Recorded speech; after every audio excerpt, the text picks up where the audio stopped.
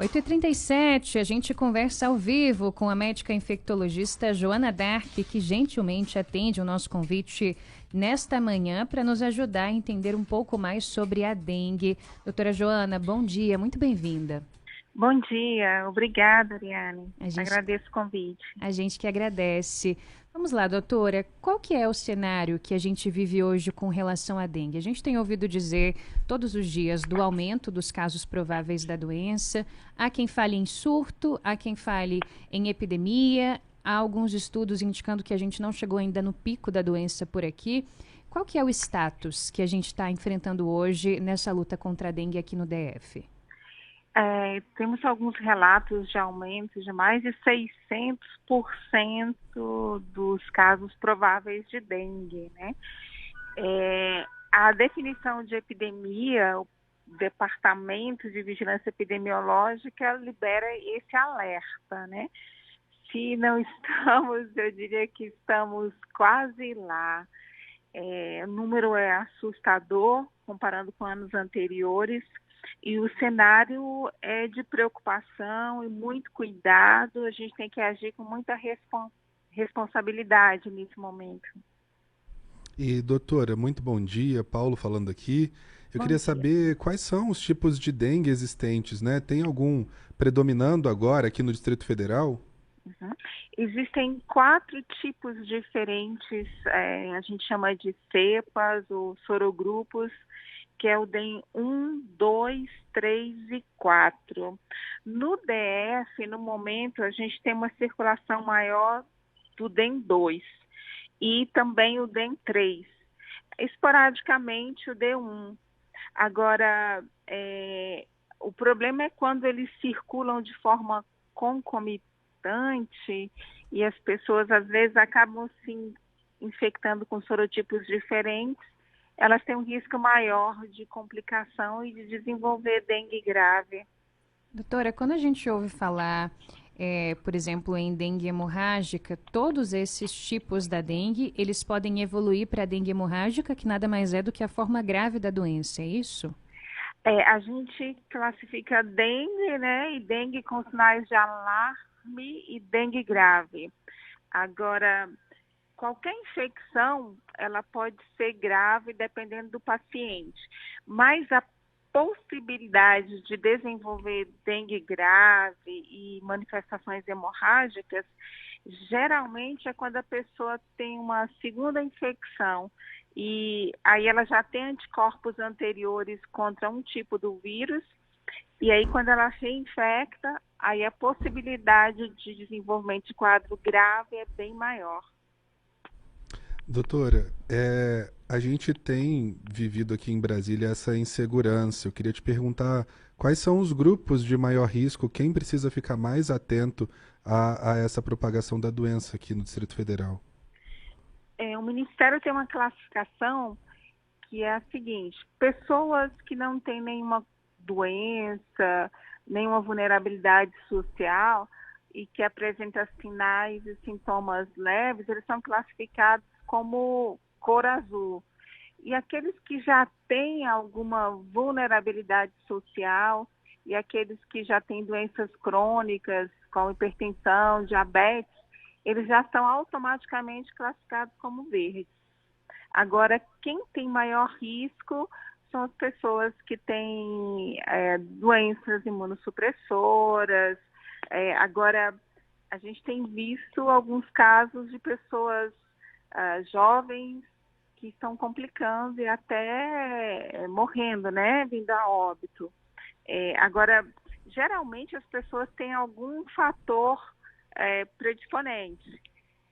Nem todo mundo complica, claro, né, mas como eu diria, a perda de capacidade por um período é grande para a grande maioria da população. Mas os riscos maiores são para essas pessoas com doenças crônicas. Doutora Joana, com relação à vacina, não é? A gente ainda não tem aqui no Distrito Federal essa vacina sendo ofertada a Quedenga no SUS, mas já há várias clínicas, se não todas, de imunização que ofertam a um preço muitas vezes salgado, mas ofertam sim essa vacina contra a dengue.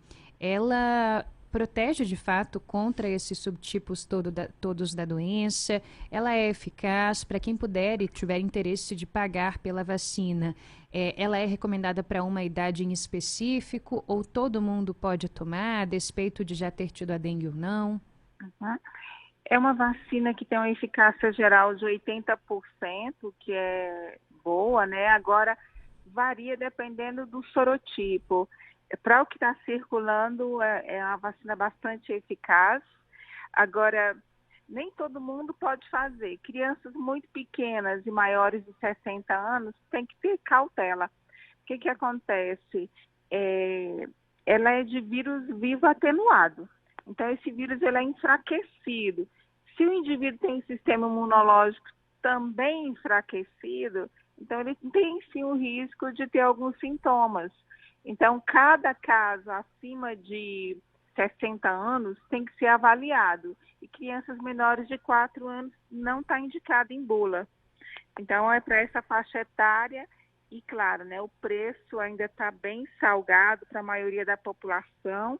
O Ministério vai ter uma estratégia de liberar para um grupo de crianças e adolescentes, que são os que têm mais complicado atualmente e se expõem mais.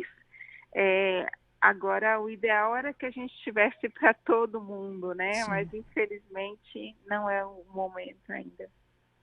Doutora, a gente está se encaminhando para o final aqui. Queria também te perguntar sobre um caso que saiu na mídia nesses últimos dias, que foi de um recém-nascido, de só 5 dias de vida, que pegou a dengue. Queria fazer essa pergunta, os cuidados que os pais podem tomar com os bebês, né? Só em 2024 foram mais de 280 casos suspeitos de dengue em crianças com menos de 1 ano de vida. Quais são os sinais que os pais precisam ficar alertas ali para essas crianças, para poder tomar conta mesmo? Uhum. A gestante tem que ter muito cuidado, porque no final da gestação, às vezes ela pega dengue, ela passa para o bebê, ele pode ter dengue até intraútero, né? E nascer também com problemas, às vezes ser causa de aborto e outros problemas. Agora, crianças pequenas, a gente não tem vacina, né? Então tem que ter o cuidado, por exemplo, de não expor essa criança, de fazer a vigilância bem acentuada no peridomicílio, buscar todos os focos possíveis, limpeza de calhas, evitar acúmulo de água e um cuidado, né? Tem muitos pais que eles usam mosquiteiro para proteger a criança, mas às vezes acaba prendendo o mosquito do lado de dentro do mosquiteiro. Sim, é verdade. Então tem que ter cuidado, o ideal é telar, né, as janelas, se possível, e tem alguns repelentes específicos que podem ser utilizados.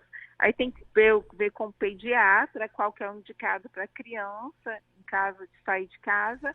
Mas são todos os cuidados de prevenção da família, serve para a criança também. E doutora, para a gente finalizar aqui, tem remédios que são recomendados para esse período em que a pessoa está com dengue, remédios para analgesia, e outros que são expressamente proibidos, né? A gente até está acostumado a ver na televisão, a ouvir no rádio também, aquelas propagandas depois que aparece a publicidade do remédio. Este medicamento não é recomendado em caso de suspeita de dengue. Quais são os remédios que não podem ser administrados, mesmo em casos leves, onde a pessoa é tratada em casa, e quais são aqueles que podem? Então, a gente tem que ter muito cuidado com anti-inflamatórios, que eles podem favorecer a questão de sangramento. Então, a gente sempre fala em aspirina, ibuprofeno, nimesulida, anti-inflamatórios de forma geral, devem ser evitados. Algumas pessoas também, até algumas injeções intramusculares, podem predispor a sangramento. Então, de forma geral, são esses. Muito bem. Agora 8h47. Essa foi a médica infectologista Joana Dark, que atendeu o nosso convite aqui nesta manhã para esclarecer algumas das principais dúvidas a respeito da dengue e do avanço da doença também aqui no Distrito Federal. Doutora Joana, muito obrigada por hoje. Seja sempre bem-vinda à Nova Brasil.